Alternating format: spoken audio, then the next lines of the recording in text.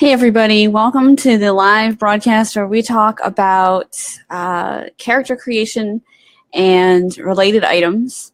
And we're gonna have some real talk moments today. So I hope you're all ready for that, because a lot of you have been great supporters and really following along with me on this journey to make Chariot, to make LARPs, to make all sorts of games and creative content over the years. And I gotta say, it's not without its challenges, right? We talked about some of those last time, and we're gonna tackle some more of those today before we get totally into character creation. So I am gonna put up the URL here to Chariot LARP so you guys can learn all about my LARP. It's right down there. Chariot LARP is an immersive digital sci-fi LARP adventure. So it is live action roleplay. It does happen online, and it is affordable and accessible. So you can read more about Chariot LARP there. We do have tickets available for 3 different runs. One of them filled up again. We've got a couple that are pretty close to closing because they're very full. So do get in now on that. Yeah, it's been a day, people. It's been a day. So in addition to talking about character creation tonight, I'm going to start out as people filter in, and Jess, I know you're probably here, and I look forward to hearing your comments. So yeah, go ahead and add some comments, and whenever you're ready, your questions. You don't have to wait for me to start talking about character creation stuff.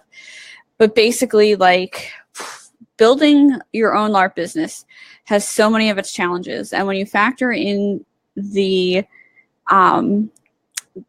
issues that come with being a woman building your own business or being a woman in a gaming space, it's like just this extra layer of stuff. And I have to say out there to all the women and girls who are looking at game development and writing and just having any kind of persona that is remotely public, even though I spend most of my time here behind the scenes building my games, you have to really kind of remember, you have to remind yourself a lot, or at least I do, to, focus up.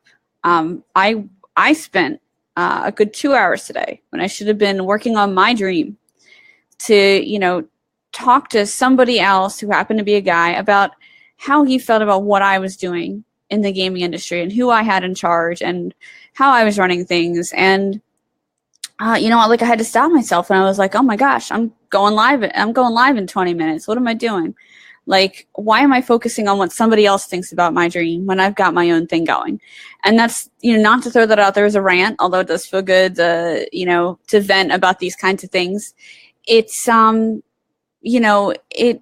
it's because I want people to know, I want women and girls to know that this is a thing you're going to face, or this is a thing you're probably facing, and you're not the only one. The toughest, the biggest, the best, the most successful, like, behind those super professional Facebook statuses that I've been making, like, there's stuff going on. It's not like drama I can't handle. It's not stuff I haven't learned how to deal with, but I need to be a little quicker with it, and I'm really looking forward to being a little quicker with it.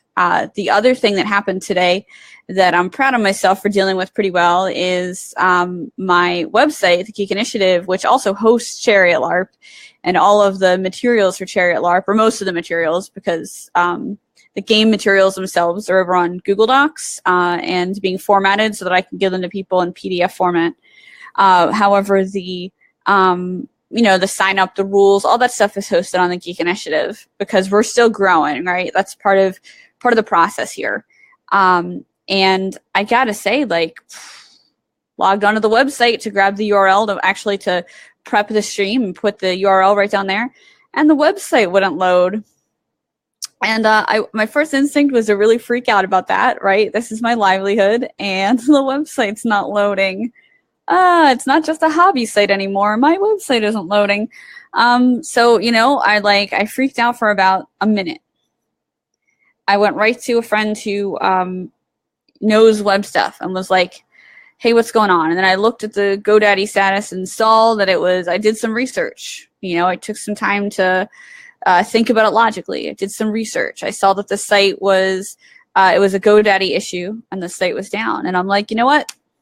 That's okay, because soon the Geek Initiative is going to be more reliably hosted by actually a woman in geek culture. So we are going to kind of, you know, put our money where our mouth is with that mission, and also with the reliability and the trust. So awesome things are coming. Good things are going to happen. And it's just, you know, it's just a road to get there. You know, we've got to keep running the game, plugging away, selling some tickets, and we'll get there eventually. So that is kind of the state of the LARP update, and just kind of what I've been working on today behind the scenes. I've also been working on character creation. Now, I'm not sure I'm seeing all the comments, so I'm going to take a second to load and mute my video here, so that I'm sure to see everything, because sometimes BeLive, where I broadcast through, sometimes BeLive actually doesn't show all of them. So I'm gonna go ahead and just give me a second while I load the video here. And meanwhile, if you have any questions, go ahead and pop them in the chat there. I am going to. I noticed I didn't even share that publicly. Oh my! Let me make this public so you guys can share it, and let me make sure I'm sharing this over on the Geek Initiative and Chariot LARP so that everybody has a chance to see it. So we are going to share this on TGI. Yes, we are. Okay. So yes, if you have character creation questions, pop them down there in the comments, and make sure you click on the original video to put the comments in there to make sure I see them. But once I do see them, I will acknowledge them and answer them. Like pretty much everything I do is an AMA, because I learn from all the questions I'm being asked. And I have made my video public, so you can actually share it now too. So character creation, I've been doing some character creation, friends.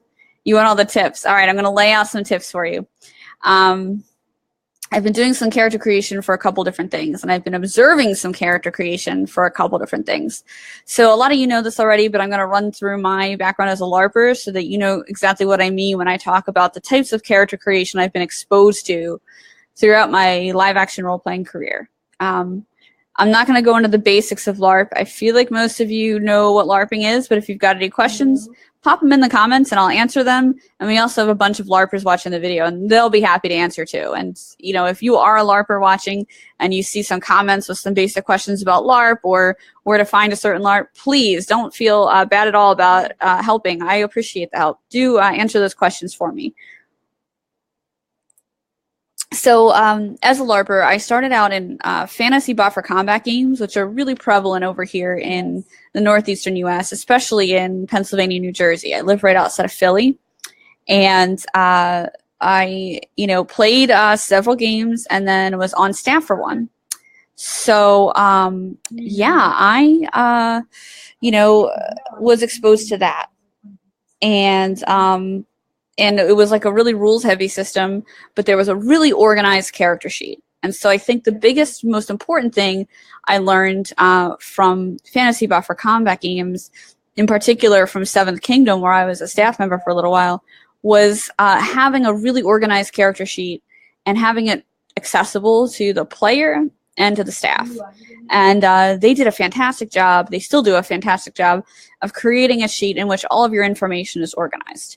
Now, in freeform LARPs, sometimes we lose track of that. And that's because freeform LARPs don't have all of the statistics and, you know, a lot of more complicated powers and rules and systems that these rules-heavy games have. So we feel like there isn't necessarily a need to have all of this collected, organized information.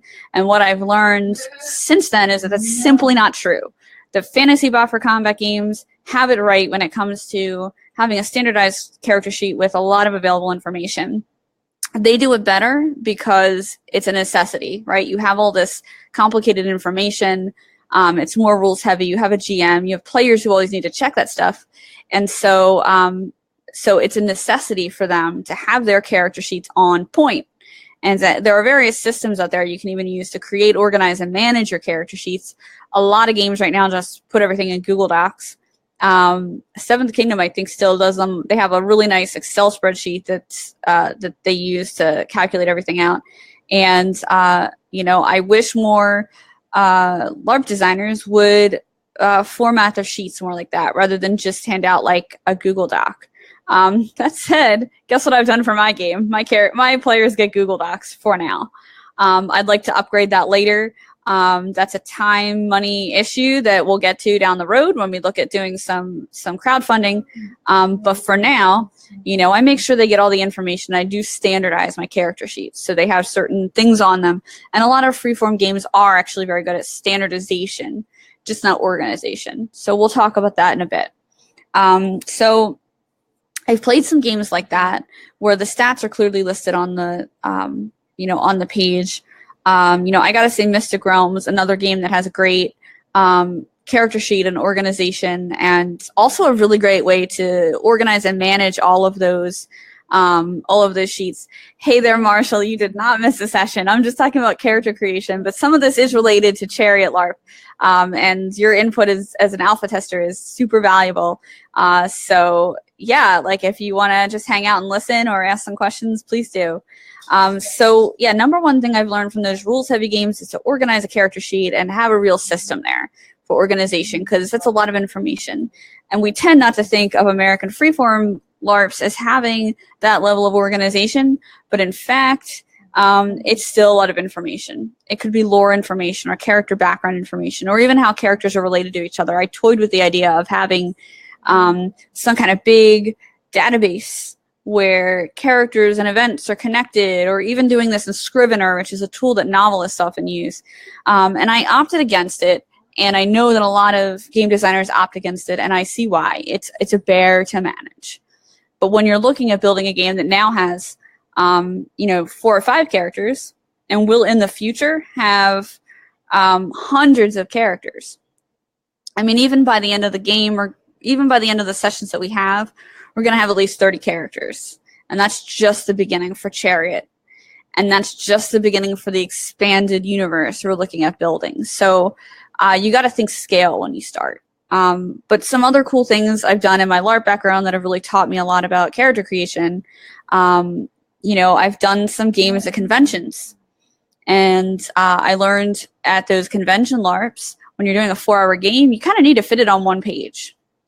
Brevity has never been my strong suit. I'm an editor. I'm great at chopping down other people's work, but like most writer-editors, I'm not so good at doing that for myself. So keeping it to one page has been really important for those particular LARPs that last only 4 hours. You can only expect your players to memorize information and retain so much information, especially for a short amount of time. So that's been pretty important too. I've learned that's also helpful even if your game is a campaign game or a weekend-long game. My New World Magic School character sheet for my first character was a page, and it had a lot of information on it. Most of it related to lore outside of my character creation document. So it gave me a lot of abilities to connect with other people. And we'll talk about that more in a bit too, and what I kind of learned from how they do things there. So yeah, that's really important. Keeping it on a page, having a format. I think I put my game header on the Chariot LARP ones. So anything to make it feel kind of official is good. And the other thing I've been learning that I really picked up from Dragon Thrones is to make it a personalized process whenever you can. It's hard to run a game with 40, 60, 80, 120 people and give them a personalized character creation experience. It's hard to do that and do multiple runs of it. So I understand why it's just not possible for every game to do that. It would be absolutely ridiculous to expect every game to do that. So that's not an expectation I'd put on every game. For Chariot, it works because we have multiple GMs. We have a limited amount of seats in each game. So the character creation process can be extremely personal. So make it personal whenever you can. And I should also mention there are a couple different character creation processes. Not every game is similar. Some games, you as the player create your character. Other games, you as a player have input. Other games, you get assigned a character. Some games have a combination of all three. And I've seen it done really well. I've seen people feel overwhelmed by a detailed questionnaire. I've seen people feel like the questionnaire wasn't specific enough. So it's also about finding that happy medium, managing the information. Most people nowadays use Google Forms to manage all their character questionnaire stuff because it exports into a nice spreadsheet. That's kind of like the number one tool that when I asked about it, all the more experienced game designers told me to use, especially if you're asking your players stuff. So yeah, I've been working on that. But one thing I also learned is if you're interviewing a bunch of people or you have all of your information in one place, you can look at all of that and it takes a certain skill, but you can look at all of that and see the connections. So what I've done for Chariot LARP is I'm building the world as I go, and it's collaborative, and the players are building the world as they go. And I'm adding in elements as I build the characters, so they're part of the world. So you'll see Dave this session tomorrow night when I broadcast Chariot LARP on Twitch. Dave's character is an engineer. And I was like, why not just name the engine after this guy, right? That's kind of cool. So that's now a canon thing for all the rest of Chariot LARP forever. His character's engine is the one that drives Chariot to a new planet. And that's a cool like detail I've added in there that really engaged him as a player. And you're going to see him talk about that a little bit tomorrow night. I'm really excited about that. I will also, I'll put on here, I'll put something on here for you to see it so you can Chariot LARP live. Twitch.tv/ yeah, you'll be able to see. Let me just get this on the screen. If you have any other questions, go ahead and ask them about character creation or Chariot LARP. So yeah, the personalization has really helped me out a lot. And we're going to be live tomorrow night around 8:15 p.m. Eastern. Yeah, so you'll learn a little bit more about that, and you'll see the characters into action. I created GM access to characters is another thing. So my game has multiple GMs across multiple games, and so I have like an area where I put each character for each run. But if they want some ideas, and not to make the same character, but if they want ideas, they can go in and look at it. If you have multiple people GMing or helping, that's also possible. A hot topic right now in terms of character creation is whether or not there's transparency with character sheets. Some games involve secrets. So Dragon Thrones 1 involved some secrets. We had some traitors among us, right? It's loosely inspired by Game of Thrones, so there was some treachery going on. So as a GM, I got to see some character sheets that the really talented writers had created, but the players didn't know everything about each other's characters. There were specific, excuse me, secrets and an intended lack of transparency. So that's a game design, right? Yeah, Jess knows that life. That's a game design thing that you need to decide on. For Chariot LARP, I haven't decided on that yet. I kind of tossed my the characters into a Facebook group before we were on Discord, and I allowed my players to look at them. We didn't really talk about whether or not they were transparent. There are some secret-ish things in there, nothing like major. There are some news items that I'm going to drop that are kind of secret, I guess. But, right now they're transparent. I don't know that I want to keep that the case. I think what I want to do is go more what Dragon Thrones 1 did and provide like a summary of every character. So after all the characters are created and the players are like, yay, these are great, just make a summary list and say something like, like my character would be like Captain Emily O'Sullivan, has a background in the military, and she is notoriously done with being on Earth and ready to leave and doesn't really express a great interest in the grieving process. Like, that's enough for other people to interact with my character and to start a conversation between myself and another player about how our characters might interact. So, transparency about characters, that's a big thing. And it also is about like your game culture and the game itself, whether secrets are a big thing. I am pretty good about separating myself from my character and my knowledge from my character knowledge, but I have memory issues, right? So I'm aware that like sometimes I catch myself before I say something like, "Oh, Tara knows that, but Emily doesn't know that." And that's a particular challenge as a GM, because I know, as you know, as a captain, I know all these things from my out of game role because I wrote the characters. But I need to kind of like keep myself in check there. And I get that other people are able to have a more immersive experience when they don't know transparently about everybody else's characters. So that's a decision that every designer kind of needs to make before they start, or in my case, as they go.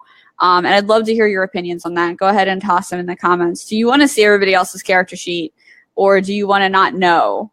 Or do you just want a summary? And this can be specific to Chariot LARP, but this can also be relative to anything else that you're playing. And I tend to always go as transparent as I can in game design and the whole process. And I've trusted that transparency. Like, I tell people, like, I don't have like a whole studio set up here, right? I've got enough to get going with Chariot LARP and to broadcast my game.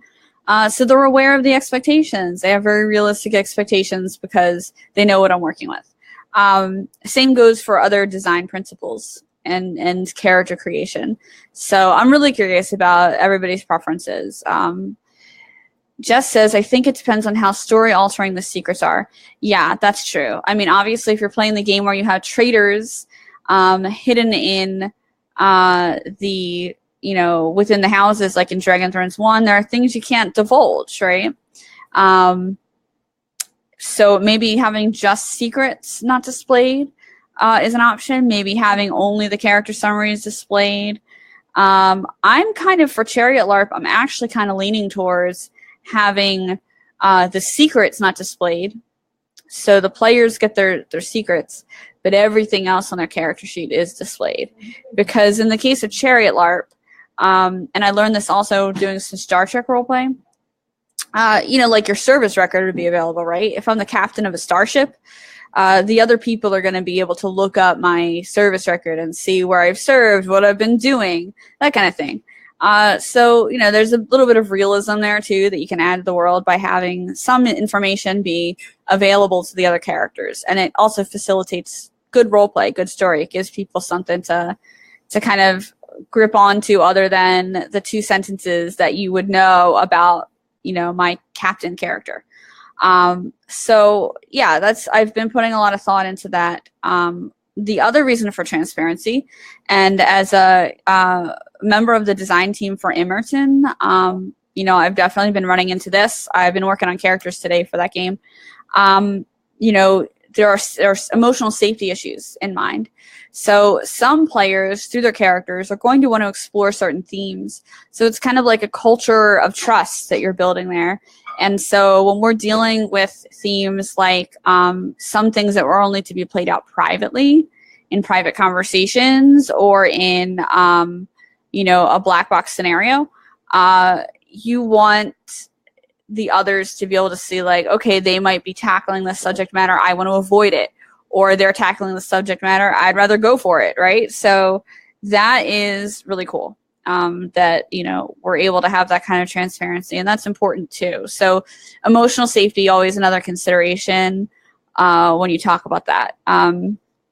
If you're doing a rules heavy game, you might not want everybody to see each other's statistics. A lot of games have like database logins or direct communication between players and staff to discuss character sheet related issues. And one thing I've also learned is I was really intimidated about the prospect of making characters for my game and for others' games. And one thing I learned about that was to reach out for help, and also to stop thinking about the characters as something that's on a sheet or as like a character like in a book, and to start thinking about them more as a person. And so when I'm talking to these players about their characters, I'm trying to like envision their personality, basically. And that kind of helps too. Jess says, I don't think that's a bad idea to have at least basics public. these are theoretically worlds where everyone could have come into contact, at least in passing, and would know, oh, this is Bob, so-and-so's son, or he's Mark the Lieutenant, or whatever. I kind of struggled in Dragon Thrones 1 remembering all who was who. I imagine it was easier with Chariot because there were a handful of people anytime, but yeah. One, and Jason, I see your question. I'm going to answer that in a second. But first, to address Jess, yes. One thing that both Dragon Thrones and Chariot have a little bit of an issue with is other games use name tags. And it's very hard in a medieval fantasy world to do a name tag. I guess you could do one that's kind of in-game feeling, but I feel like that might have helped a little more there. Because it's like, Jess, like our characters would have known each other for a long time. But if I had forgotten Joe's name, right?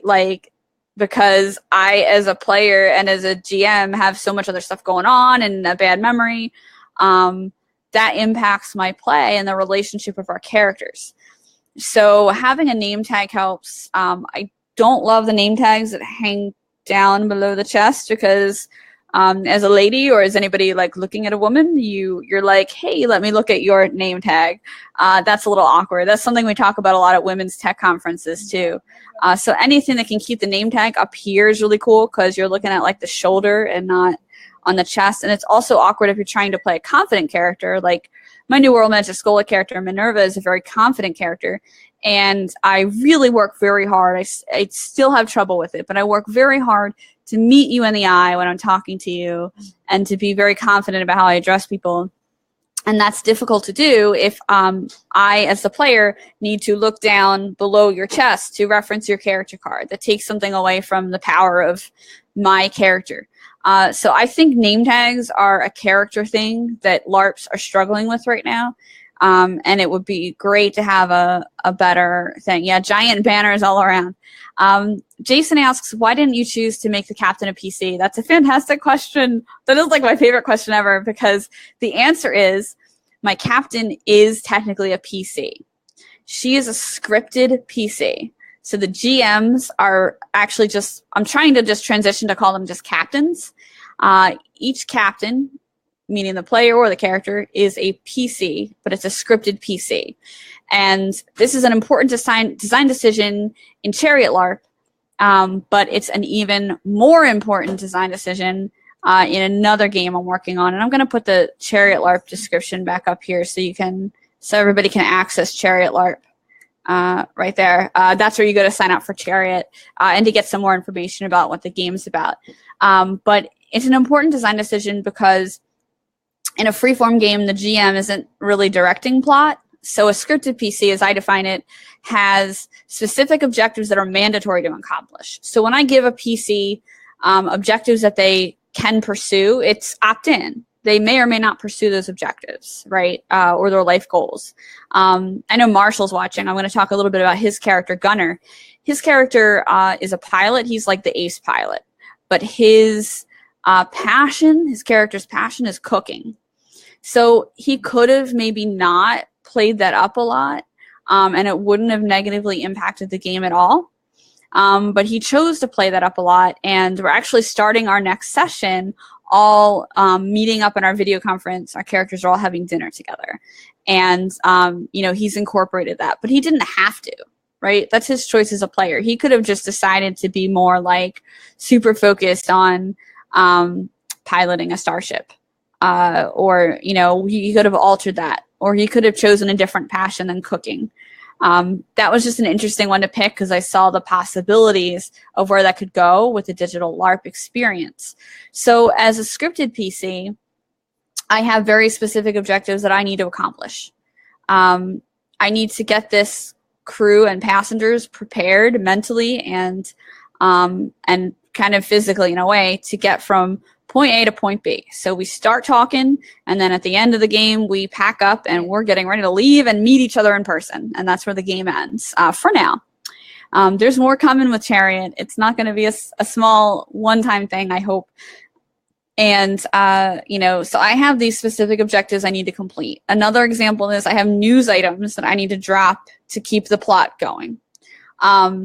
Eventually, I'll have a big repository of news items. But right now I'm just writing out some things that I can pull from out of a Google Doc, and I drop them into Discord so the PCs see it, and I read it to them and say like, hey, some news has just come in. What else am I doing on Discord as a captain and a scripted PC? I'm talking to people in and out of game while we're playing, giving them some information that they might have. So a topic comes up about, let's say, aliens. Aliens is like an FAQ I get because I'm running a sci-fi LARP that's going to come up, right? So somebody asked me, does Chariot LARP have aliens in the game world? And my answer is not yet. Doesn't mean we couldn't. So, for example, how would I just in the middle of the mix as a captain throw that into something in game? And this is a captain's duty, both in and out of game. I would again, I'll talk about Marshall's character Gunner. I would message him and say, out of game, you know that we have not discovered extraterrestrial life, and this is kind of like a game announcement. So like, you know, you can take this as gospel, what I'm saying here. You know that we have not discovered extraterrestrial life. However, as a pilot, you would know that there is a specific procedure for dealing with alien life should we encounter it. And then Kathleen plays the provisional president on our ship. So Kathleen, I might message her and tell her out of game, your character, because the topic of aliens had just come up, I could say your character is aware that the government, that the current government of the United States in year, you know, we're at the end of the century, has made a concerted effort to find alien life and specifically to seek their assistance in relocating our people to another planet. But as far as you know, no contact has been made. Again, kind of just dropping this info in there. That's truth, and I will follow up and tell them this on Discord. But that's kind of how I run my game. Like the subject comes up, bam, they know. And then I might tell them something in character. The topic of aliens comes up, right? Maybe Captain O'Sullivan knows something that the provisional president and that the pilot don't know, right? So like the captain might send a text message to Gunner and be like, because, you know, we're in the military, so he kind of has to take orders from me. And I might say, you know, in character, you will steer the conversation away from the topic of extraterrestrial life. This is not something that we are to explore per command. Some of the characters also already know some secrets in Chariot LARP. I don't want to give anything away because there are players watching and the characters don't know the information yet, but they know that there are many reasons for us to be careful with what we say in our in-character communications. Other characters don't know that, and they're just freely expressing whatever, so there could be consequences. Super, super fun. And these aren't like huge design decisions that I've made. These things are not in the character workbook that I give out. These are very free-form GM decisions, and they're very much based upon the characters that I've created and how I know these characters may or may not react to these situations and how to involve them. So like Kathleen's character being really political, I know that every now and then I want to drop some info to push her. Sharon's character was my character's best friend. So there are things that are affecting my character that she's not showing. And you know, she's getting information like, by the way, you know, Emily's sister died. Stuff like that. So, yeah. Jason asked another question. Please don't apologize for asking questions. Please keep asking questions and putting comments in there. Could a player be an AI represented solely by Discord text? They could be called Eliza. Yes. So AI are, we know that they are a thing in the world of Chariot LARP. There's a lot of information we don't know, but I will tell you there has been a lot of information written about them. I'm holding a lot back because players are really geeking out over the concept of this expanded universe in Chariot LARP, and they're asking a lot of questions. And straight out, the reason is I want the game to unfold and develop as the players build it. So if somebody came to me and said, I would like to be a player that's an AI or a character that's an AI, like, that builds into the canon lore. I want it to be dependent upon what people want to do. It's a collaborative world building experience. It's not just a world I throw 300 pages of lore at you, right? We're building this together. But there are also a couple things I have planned, not just plot wise in the expanded universe here, but you know, Kickstarter rewards are always a challenge for me to come up with, but that's not the case with Chariot LARP. You know, people are asking about aliens. I'm gonna drop one reward idea that, and Kickstarter can only happen if there's enough interest in the game. So share it, like it, please buy a ticket. I can't run a Kickstarter and invest that kind of time and money into it if there isn't enough interest, and I just don't know yet. So I need some more support to do it. But one of my Kickstarter reward ideas is to actually have an alien come on screen. And I know a makeup artist. I haven't talked to her about this yet, but she's a LARPer and she's really good at what she does. And I would love to have her just appear on screen as an alien. Like, bam, alien.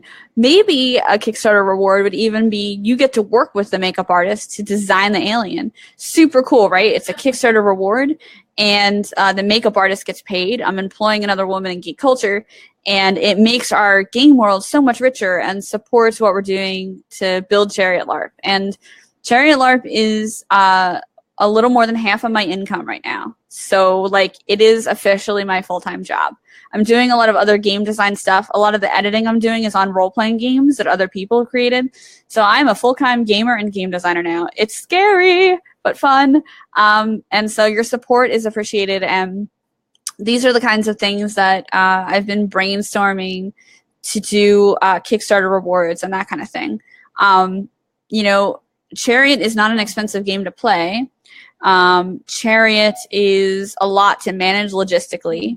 Chariot has a lot of volunteers helping me now, and I need to get them paid. So there's a lot going on behind the scenes of scaling it and managing it and deciding on, you know, how to pay people and how expansive we can go with this game, right? There's a lot of possibilities. But one thing that keeps coming up is to really crowdfund it. I don't even have a computer that can adequately stream everything. You're going to hear the sound issues that I have on every single session I run. You know, it's really rough. Yeah, puppets are a thing.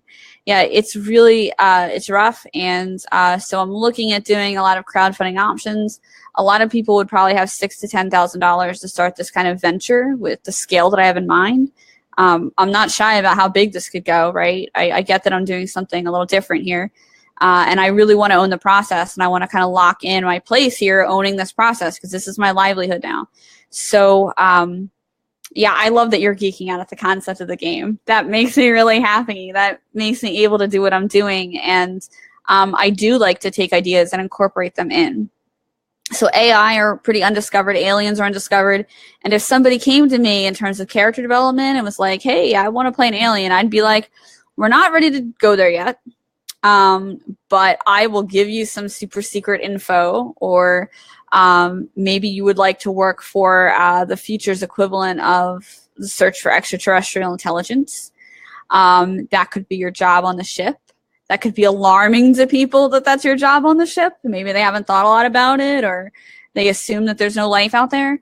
You know, I don't even know. Like, I'm assuming Proxima B, which is where we're going to build Proxima Endeavor in the game world, doesn't have extraterrestrial life.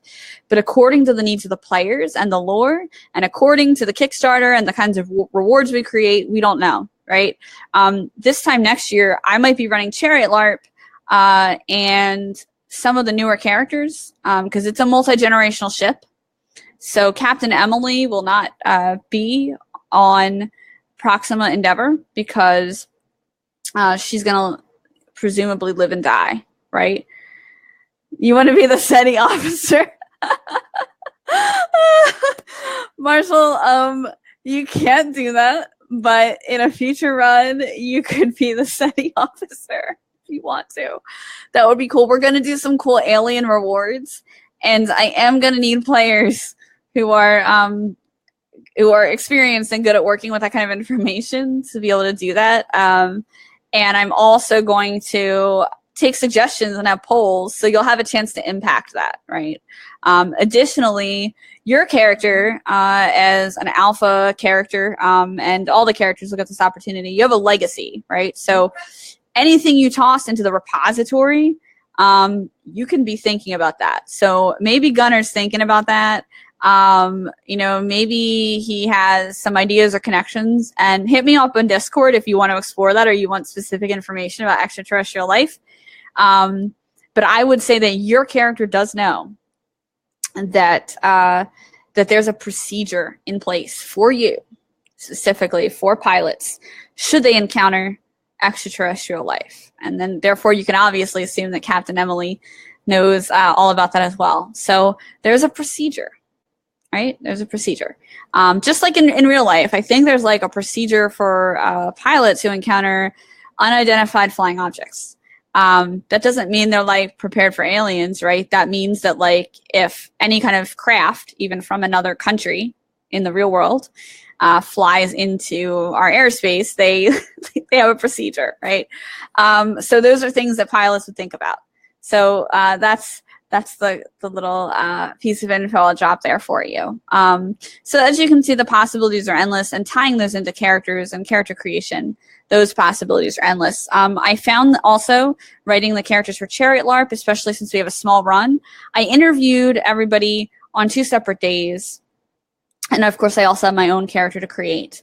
And like, I put off writing them. I was nervous about it, right? But I needed to get their info to them so that everyone could start playing. And I wrote them all together. I wrote them one after the other. I took breaks to like eat and stuff, but I just wrote stuff. I found that writing them together for a LARP that had a minimal amount of characters made it a lot easier for me to envision how they might interact and how the players might create relationships with their characters, and how to balance it. I mean, game balance isn't a huge thing here, right? I mean, we do runs, like we have an all-woman run. We have a run that's only people of color that Morgan is running. So we have a guest captain for that one. And these specific runs have made me think a lot about what it means to have a run that's only open to certain people. So for the all-woman run, I'm going to speak about that since I feel like I kind of, have the authority to, being a woman, and also being the person that will run that game. The all-woman run is going to explore topics that other games just aren't going to do in the same way. We're starting in Chariot, and it's kind of interesting because Marshall's character is actually the one pushing some of those issues. But I think the all-woman run is going to handle it in a totally different way. You can't have an all-woman ship where we don't discuss things like biology and reproduction, and how our characters survive. So that's going to be theme in that run too, right? There's just no way we're going to avoid it. Taking that to a less meta level, looking at that in character, we have different classes that you can sign up for. There's like you could be like a professional artist. You're in like your own artist class. You're the crew. You're medical, right? Just like kind of like it is on Starfleet on Star Trek. And I thought a lot about game balance when I was creating the first run of characters, and it actually really doesn't matter. The character personalities in this game matter a lot more than having a balanced amount. In a bigger game, like in New World Magiscola, you have people in different houses, just like you would at Hogwarts. And through the different runs of the game, they've learned that it's really difficult when there's an upset in balance. So they have to think about game balance when they're assigning characters in a different way, because there's a competitive house cup element to it. In Chariot LARP, I'm not going to say there aren't competitive elements to it. If there are 4 crew members and just 1 civilian, like if Jodie Lee's character, she's an artist, if she was the only civilian there, with all these grand ideas about beauty and meaning of life, and the rest of us were like crew members who were like, screw that, the game would go in a totally different way than with her having somebody like Sharon's character who is extremely sympathetic towards that point of view and can interface with both members of the crew and the more artistically inclined members. So For Chariot, I'm like, screw game balance in that way. I would do a run of all artist characters. That would be fun too. So I want people to play what they want to play, and I'm really excited that my game design lends itself towards that. But I respect that not all games do or can. If you're playing a rules-heavy game and you have 30 fighters and none of them have the ability to heal, well, I mean, your fighters aren't going to get healed up very well, are they? So, like, you got to think about that kind of stuff there, too, especially when you're assigning characters. I love players to be able to play what they want. The best advice I ever got as a LARPer is, or as an MMO gamer, not that I'm, like, heavily involved in that, but it applies, is play what you want to play. Because you're going to have more fun if you're playing the kind of character you want to play than just what's needed. And a good GM, as well as a good game design, will be able to make sure that you have at least most of what you want in a character. So, you know, that's something to think about too, that whole balance thing. There was I'm not going to get too much into the politics of LARP scenes, but there was a local LARP thing that happened around me where players were asking, well, why can't I do this or why can't I do that? And the excuse that was given to them, and it was kind of used as an excuse, was for balance in game design reasons. And, you know, don't use that as an excuse in your game, right? Like, if there are design flaws in your game, change it. I've been changing and building and changing as I go, and that's not gonna change. All right, I'm gonna keep changing. And maybe it's having a marketing background, and maybe it's just how I think. And maybe it's having designed Chariot to be completely open to what people want to do and what kind of world they want to build. But, you know, that's working out best. And there's a certain thing when you create a game and you create a community and you invite other people to play characters. You have to think about how much ownership they have of those characters. Literally, with, like, copyright stuff, and also with how much freedom they have to affect the world and do what they want to do. And I love giving them the ability to do anything they want to do as long as it doesn't negatively impact another player's experience. Major thing I've learned from these freeform games. Like, a lot of games that are rules heavy are so uptight about that. You know, they're very afraid of letting characters do too much or letting them do anything off the character sheet because of that. And I just prefer, even in rules heavy games, to go more the freeform style. And I have had moments in rules heavy games where I've tried to do something that's off the character sheet and I've been told no, and it's very frustrating, not because I can't do it or I think that the GM should let me do anything I want, but because, like, it stifles the creativity involved in staying true to my character. I have played rules heavy games where I go ahead and try something like that, and the GM is like, that was really creative, I'm going to let you do it.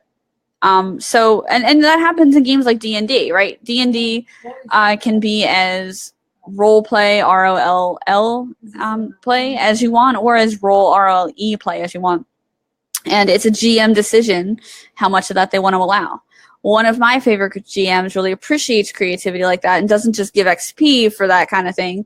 You know, he actually, like, gives you a more active role in the game, your character more active role in the game, if you can do that. If you can come up with some cool, like, stuff to do, or if you play true to, like, your class or, you know, where you're from. And those kinds of rewards can also help. And there are things you can keep in mind as you develop and design characters. So I do have some more stuff to talk about, but I want to get to questions. So if you have more questions, drop them below. Character creation questions. They can even be, like, writing characters. I'm a writer too. I can help you there. I love collaborative stuff, writing and RP-wise, more than anything else.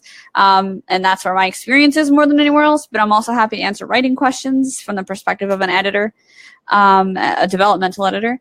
And any Chariot-specific questions. If you want to know more about Chariot, please go to that link there, check it out, and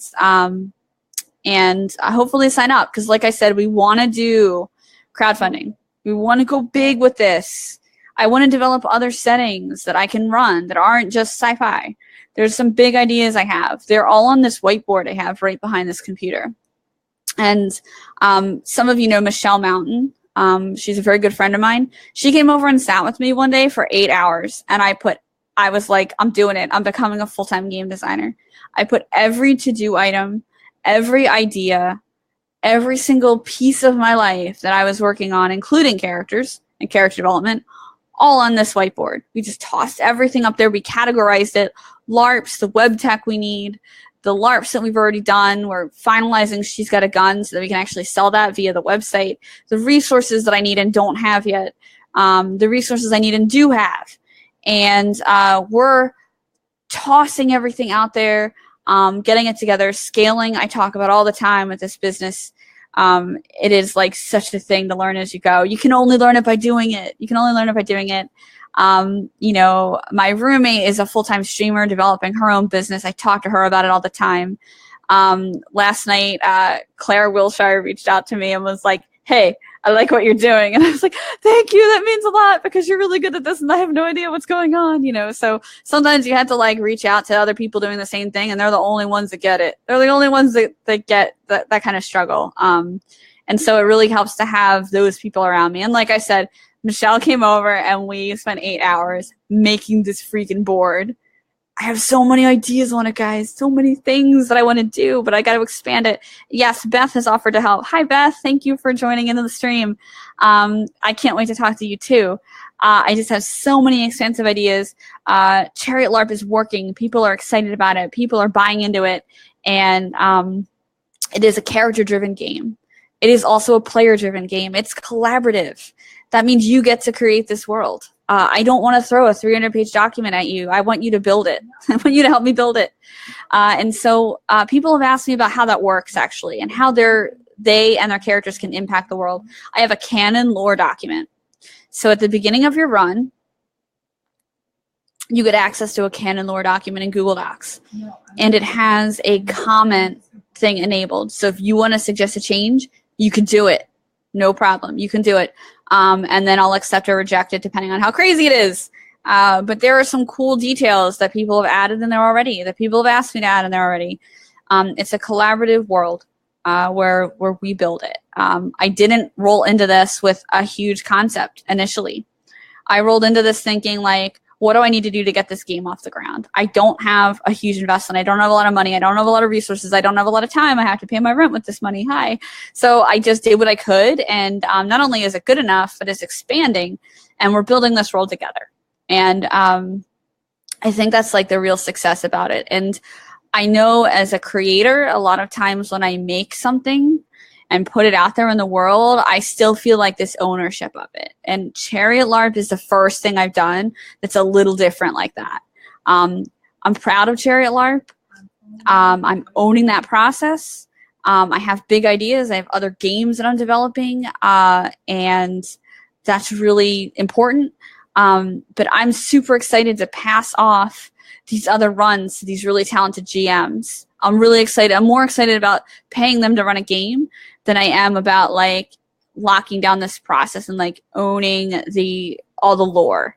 I'm more excited about the ideas that you guys are throwing out there in the comments than I am about anything I've come up with for this game. And that's part of creating something. It's like, I mean, I don't have kids, but I almost feel like that's what it is to be a parent. Like you've created this being and you're throwing it out there into the world, and people are going to change it, and it's going to change people.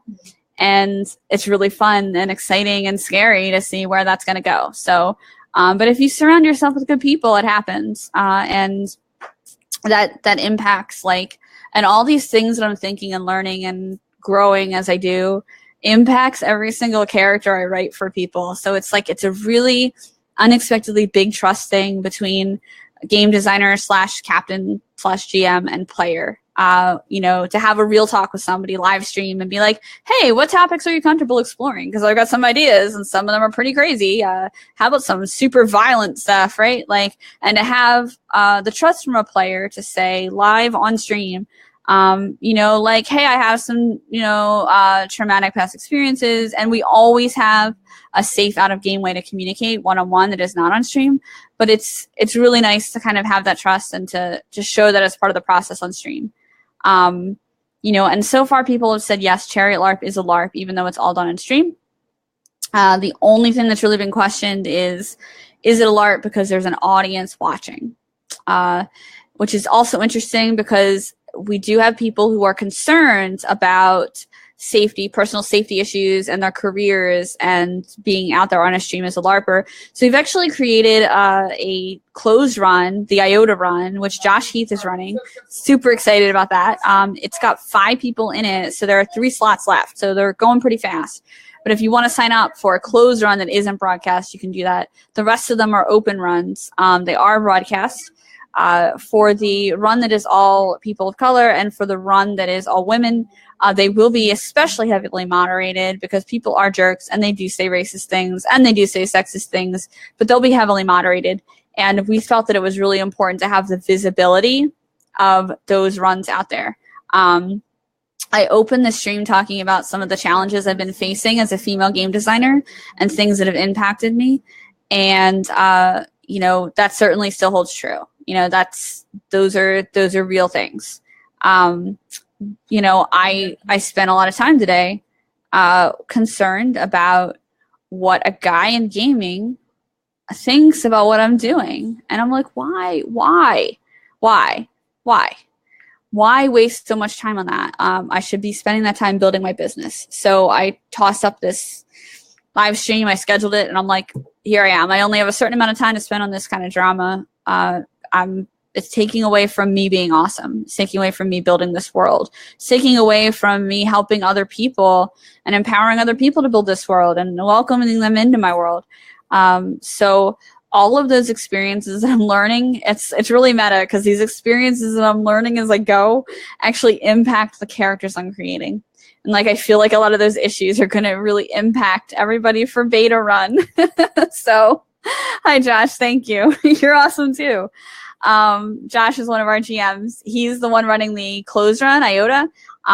You know, last stream we did have somebody who was concerned about appearing on camera and, you know, even in a closed run. And, you know, Josh is really sensitive to those needs. And we've talked a lot about what we can do to support our players.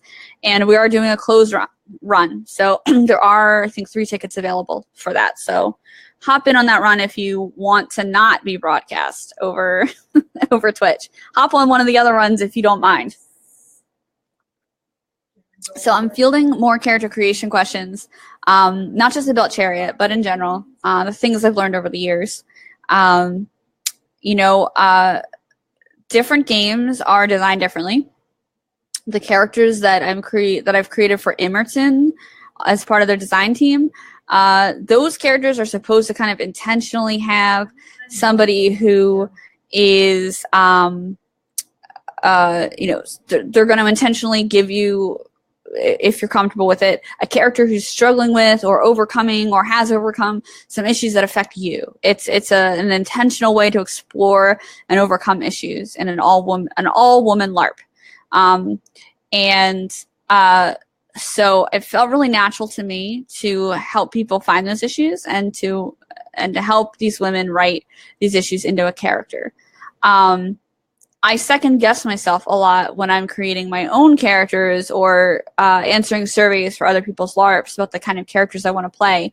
So like when I submit, you know, preferences or whatever to certain GMs who I already know, I'm comfortable with that, right? I'm comfortable. Like if I was playing Josh's game, I'd be comfortable with saying, hey, Josh, the patriarchy has me down today and I want to explore how to smash it in this character that we're going to create together for your LARP or for your tabletop game. I'm comfortable with him. I'd feel really comfortable saying that.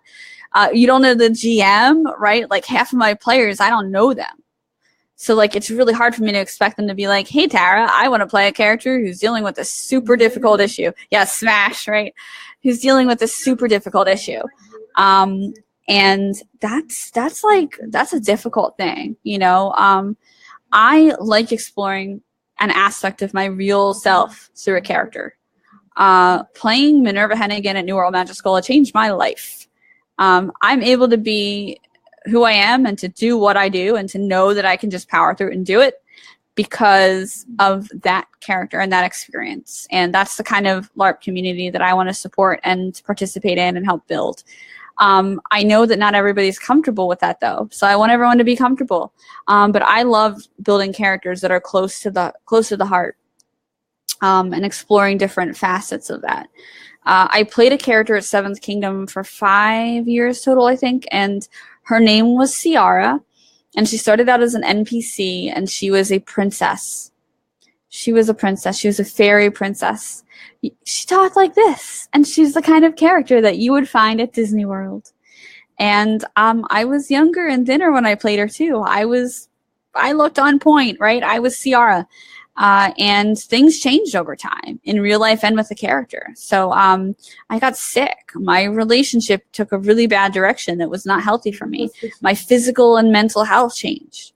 And I decided that I needed to like warrior up, right? I needed to toughen up. And my character, meanwhile, was going through the same progression of like to survive in this world. I'm not in a fairyland anymore. I'm mortal. And I'm mortal now, and I need to make some changes so I can survive. And so she had to do what she had to do to adapt. And I made her more of a warrior type. And I noticed that some characters and some players did not necessarily accept those changes in my character and in my character's character and our lives. And I almost feel like my character was walking beside me on that journey and experiencing that hardship with me.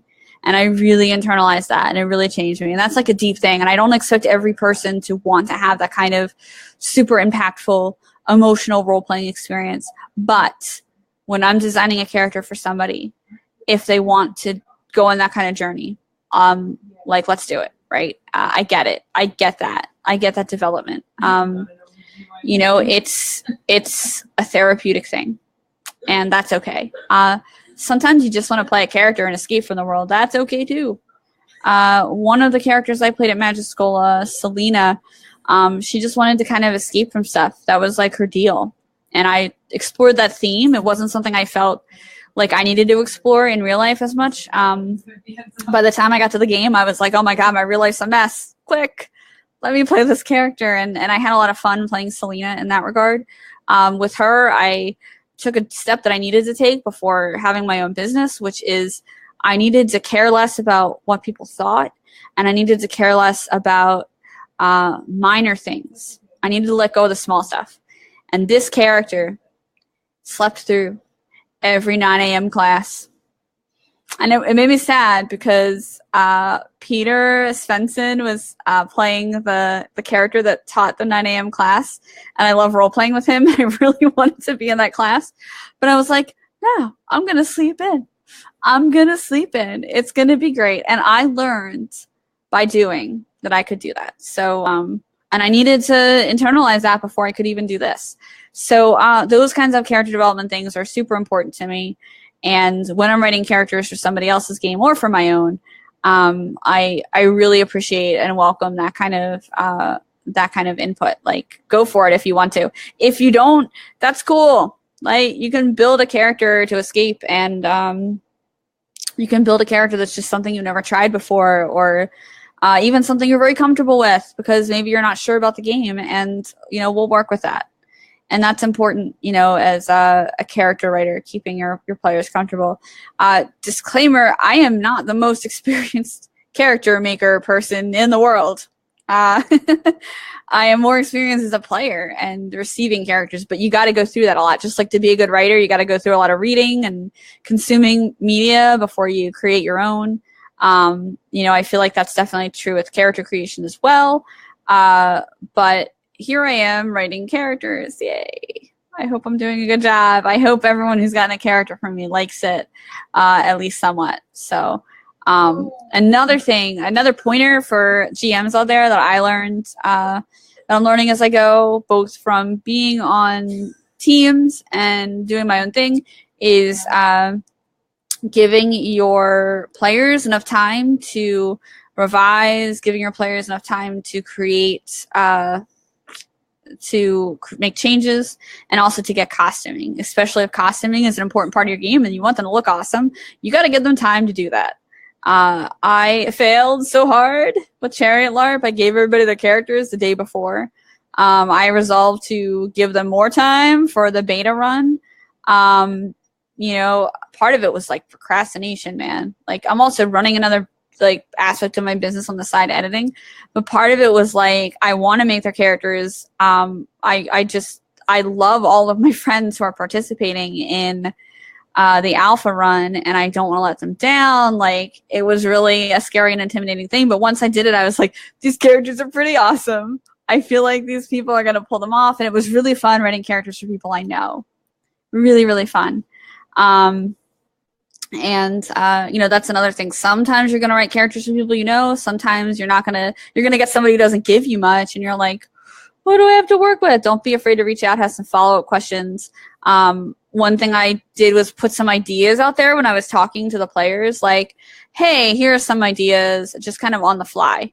The on the fly GM character creation stuff is a storytelling talent that I have taken my whole life to develop. That is not that I'm not really a natural public speaker. That's like all, and I'm still learning. I'm still sitting here saying like, these are things that I've learned over a long time. And these are things that I've learned. I actually learned in one of my last jobs where I had to talk to people about what kind of product would be good for them. And I hated it because it was salesy. But what I learned was to truly make sure they were happy. I needed to learn what they really wanted.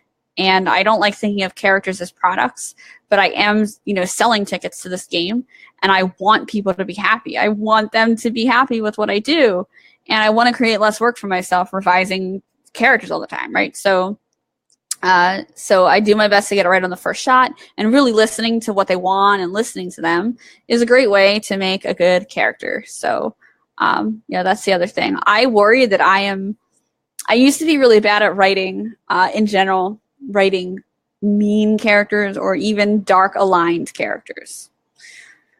I am notoriously horrible at writing that because I don't like playing them, and I'm nice, or I try to be nice, and so the most I can do is a pretty good gray aligned character. Anybody who's seen me play Minerva knows I play a pretty good character who is, you're not sure where they're going to go, but I don't really play dark characters often or well. So I'm excited to maybe start writing some characters for Chariot LARP players who are a little more devious. There is one character in Alpha who probably doesn't have everybody's best intentions in mind. It's not somebody who's going to like sabotage the ship or whatever, but, you know, I'm good at motives like that. When I had the opportunity to meet Robert Jordan, writer of Wheel of Time series, a long time ago, back when I was in college, before he passed away, I asked him two things that really amused him. The first was, I'm really kind of here to meet your wife because she's a professional editor, and that's what I want to do for a living. And the second one was, how do you write such fascinating, you know, characters with like evil intent? And he talked to me a lot about motivation, and not just like a flat motivation, but a really personal motivation. Not just like a revenge motivation. You killed my mom, I'm going to kill you. But a really personal motivation about what that means to the character.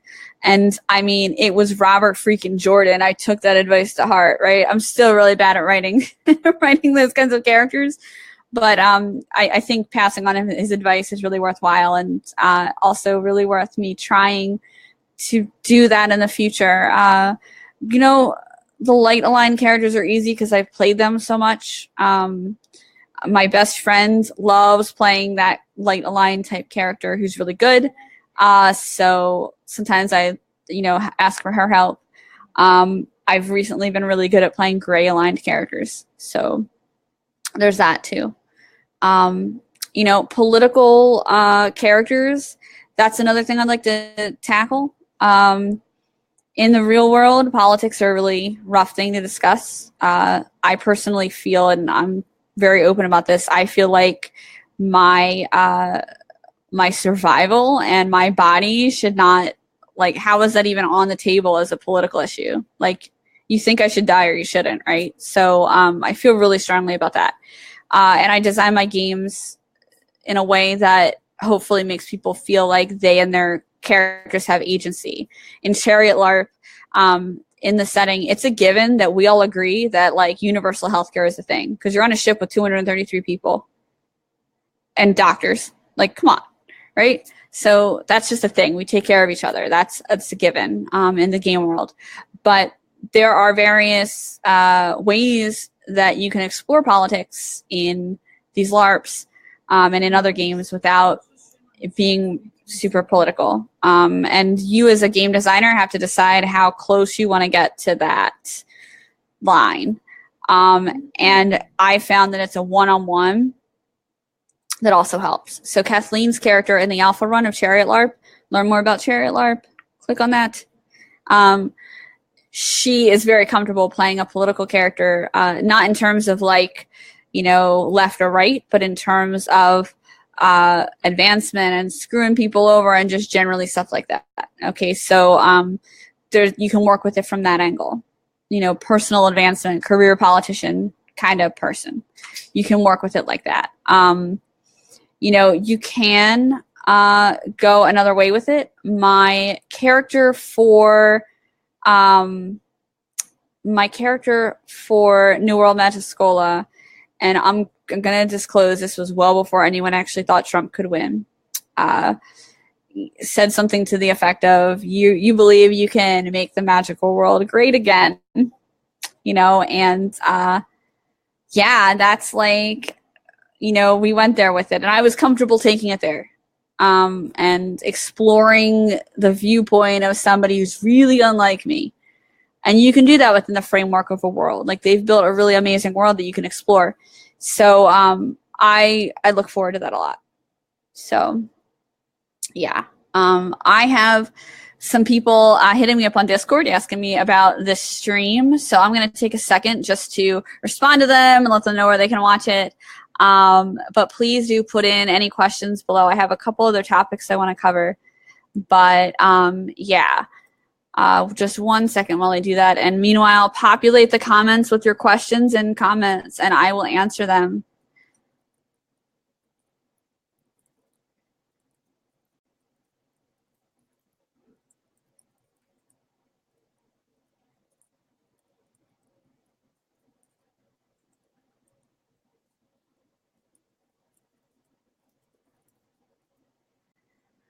So, okay. Sorry about that. Hi, Joanne. Nice to see you here. Let me know if you have any questions about characters or LARPing or anything of the sort. I wanted to talk a little bit about another LARP that I'm working on. A lot of details haven't been announced about it yet, but I've been talking about it left and right because I'm super excited about it. It is called Intrigue and Independence. And Intrigue and Independence is a LARP of the American Revolution. I am being very influenced by a couple different things. History, also where I live. I live right near Philadelphia. Huge influence there. This is going to be a blockbuster LARP. So this is going to be like an 80-person game, hopefully. And obviously, this is one of the ones that takes a lot of funding. And I want to talk about the characters in it. It's a problematic as hell era, right? There aren't many people that were treated particularly well in a colonial situation, let alone in that era. And so I've taken a lot, like half the game design document is how players need to treat each other and how we're dealing with these problematic elements that happened in history. So I'm just going to throw that right out there. First of all, it's really tough, and I get why some people would not want to play it or feel comfortable in that era, and that's fine. I love the era, despite the fact that that someone like me, an Irish American woman, would have been treated like crap. I still want to explore it. I like the themes. I think there's a lot to look at in terms of why the revolution happened and what America means. And I think we're at a very critical time to examine what that means. I went to the high school, or to the day school, that was, it's the oldest non-sectarian day school in the United States. And George Washington's adopted son went there. And so one thing, I don't know if anybody else from Germantown Academy is watching, shout out if you are, but one thing that was heavily put on me as a student is that you have this like legacy that's tied to the foundation of our country. And it was done in a super awesome critical thinking, liberal way. Okay, even though not everybody who goes there is liberal, but to give you an idea, like that's kind of what it was. And that's, especially as I don't have kids, that legacy has rested on me a lot recently, especially with the way the country's going. And I've always loved American history. So when I was little, I would take nonfiction books out of the library and read all about, where George Washington went around the area. And then later I learned about like all the super horrible, problematic things that he did. And that's a lot to reconcile. So task number one is not really reconciling that, but kind of acknowledging what's problematic about it and how we're going to play around it. In terms of characters, and Beth is asking the right question here. She's asking, are you kind of using the Hamilton approach to get past the white maleness of it? I've never seen Hamilton. I don't think a lot of people have, because it's like really hard to get tickets, right? So I've listened through the soundtrack a few times. And as far as I can tell, yes, I don't know a ton about Hamilton, but yes, the way that I've decided to cast the scripted PCs, and again, I talked about scripted PCs earlier.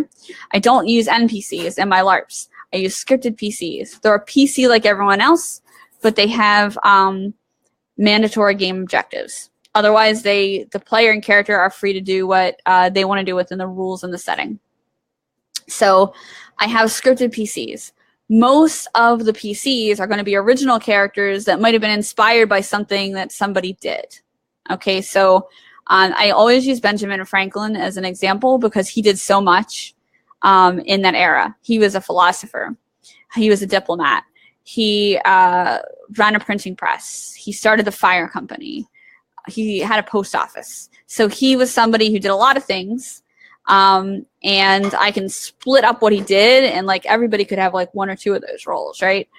So you might play a character that's like the postmaster, and also kind of has a hand in, and at night you go to the Philosophical Society and discuss pamphlets that may have been printed out by somebody else who runs the printing press. And then I give that an in-game role to somebody who wants to like print stuff out and pass it out, all this propaganda. So Intrigue and Independence is going to be about spycraft and also the revolution itself. And the format is going to be there might be a little bit of mechanics with the spycraft involved, which will be fun. I'm kind of still developing that. A lot of it's going to just be character-to-character interaction. But I've cast my scripted PCs. And one of the most powerful PCs in the game is a woman of color. I've cast a woman of color in a very charismatic role, in a very challenging role, and in a role that's going to be challenged in-game.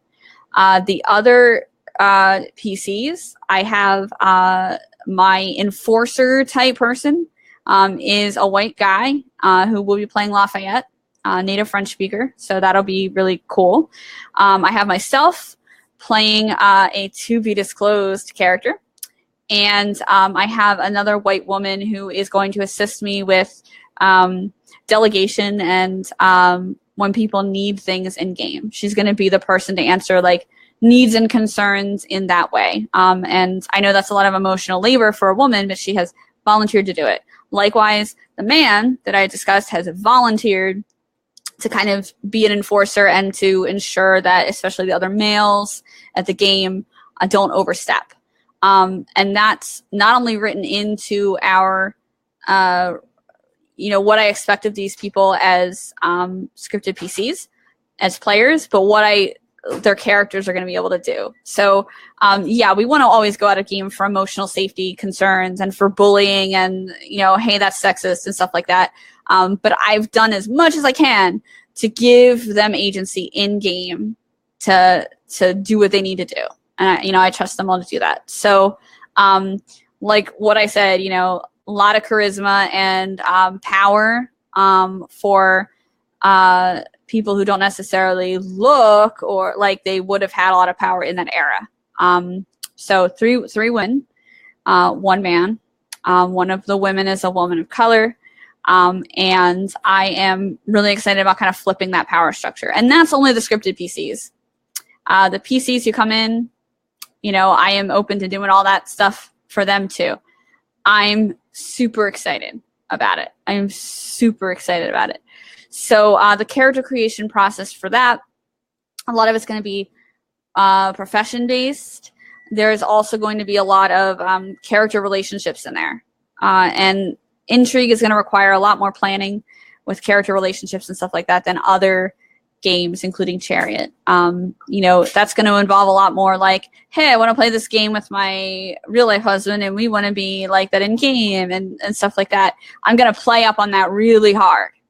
Those character relationships are going to mean everything. I'm not going to assign. I'm not going to be like, I'm just going to pick on Beth because I know she'll be fine with it. I'm not going to be like, hey, Beth, I wrote you a character. You're in a rando relationship with this other character in game. Like, no, that's not how it's going to work. I'm not going to force anything like that on anybody, but it's going to be character interaction heavy. So I have a lot of cool plans about how to make that happen. And again, a lot of that's that personalized character interview process. So a lot of the things I'm planning for Intrigue, because that's a huge endeavor, right? I'm experimenting with here in Chariot LARP. So you can kind of see the whole development process just kind of unfold from what I'm doing in Chariot LARP. Thank you, Beth. I knew you wouldn't mind. You wouldn't mind being my example. Love. So yeah, like, you know, just kind of figuring that out. And Chariot LARP has only 10 seats because we run on a Google Hangout, right? So the captain takes 1 seat. I have an accessibility ticket that's subsidized by the tickets cost in every other run. And that person gets a seat. Okay. And so that leaves 8 other tickets. That's why most of the runs have 8 tickets. Some of the runs have 7 tickets because I still need to be in there to broadcast. So in the POC only run, there were 7 total tickets available because I'm going to be in there off camera just to broadcast it on Twitch. But for the most part, these runs have only 8 tickets available. So I can experiment a lot with these character relationships and the interconnectedness of it solely by, you know, working with a smaller group. And then we can work on how to scale it. And I probably won't be the only one writing characters for Intrigue. We'll see how that goes. No, I'm not going to force relationships on people. I think, are you interested in existing character relationships and developing character relationships is one of the most important questions that you can ask as a GM or as a character creator. I don't always ask it for a Chariot LARP because I'm not writing those in for the most part. And for Alpha, I knew most of the LARPers already, so you know, I kind of had a good idea of what people were comfortable with. For example, I'm a very good friend of Sharon. Sharon Underberg, she plays one of the characters in Alpha. She's helping me test, and our characters were friends. And I did that for a couple of reasons. She wanted to play an understanding, empathetic character, but she wanted somebody with support. So I was like, great, I as the captain and as the GM can do that for you. And I'll write it in so that we're already buddies because we're just natural playing that. So you want to make sure you pay attention to people's needs like that when you're creating characters. So forcing relationships not good. I've also found even when playing games with a significant other, if you walk into a game with somebody that you're comfortable playing an in-game relationship with and say, hey, you know, in my case, it was, hey, this is my boyfriend. We would like to play a married couple in this game. And the GM, and this is a Gen Con, and the GM was like, great, I have a couple options for you. Where the relationship was already written into the character because these were all pre-written characters. And so we were like, cool, we'll pick this couple. And we had to work with it and change a couple details. I gotta say, it was not the same as writing with the same person and kind of creating those characters ourselves. It was also not the same as pre-role-playing and pre-planning romantic interactions or discussing romantic things that were going in that direction with the characters I played at New World Magiscola. It was entirely different. it wasn't that I was uncomfortable. You know, this was my partner. I was very comfortable with him. I was comfortable role-playing that relationship with him. It was just something about the pre-written character creation. So I try not to do that to people, because if I can't feel comfortable with that, or I can't really feel immersed in that, even when I'm playing with somebody that I'm super comfortable with playing a relationship with, I would never want to force that on somebody else. And a big no-no would be to force that when the other character in the relationship is being played by like a staff member or GM or somebody in authority. You just want to avoid that entirely if you can. That just creates problems. So no, I would not write that in, and I would really hope that people would tell me if I wrote anything that made them uncomfortable. That's a really tough, that's a tough thing, because sometimes you do want to go in and play for romance, and that's cool. And in terms of Chariot, I think what I need to do is just allow people a little more time before the game starts to connect on Discord and work that out with each other, you know, and I'm here to help or advise or talk to them about that, and that's great. So I am going to wind this up a little bit soon.